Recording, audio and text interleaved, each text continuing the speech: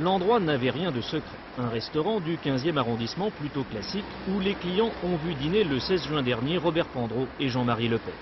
Certains avaient même cru apercevoir Jean-François Mancel, mais l'ancien secrétaire général du RPR a démenti. Un dîner qui montre que des contacts existent. Robert Pandreau était aujourd'hui injoignable pour en parler, d'autres font moins de mystère. Exemple, Jacques Limouzy, élu dans le Tarn avec le soutien du Front National et qui ne s'en est jamais caché. Je parle les voix, qui qu'elles soient et d'où qu'elles viennent.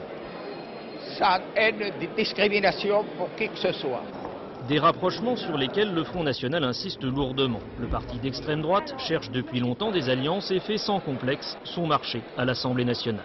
Il y a mon ami Jacques Limouzy, j'ai vu tout à l'heure Raymond d'Alsace. Je pense que l'autour de Jean-Marie Le Chevalier, peu à peu, va se créer, au fond, un de ces pôles de recomposition de la droite. Des propos qui au RPR agacent. Le parti gaulliste, qui tiendra dimanche ses assises, a décidé de réagir sans attendre et c'est pour condamner. Ce sont des initiatives à caractère personnel qui sont tout à fait regrettables. Notre mouvement politique s'est positionné de façon très claire dans cette situation et il ne faut pas confondre la position de l'électorat qui manifeste un certain nombre de choses et des discussions avec des cadres du Front National qui ne sont pas fréquentables. Le RPR fait donc bien la différence entre les électeurs du Front National qu'il veut reconquérir et les dirigeants du parti qu'il rejette. Philippe Séguin a d'ailleurs décidé de convoquer lundi Robert Pandreau.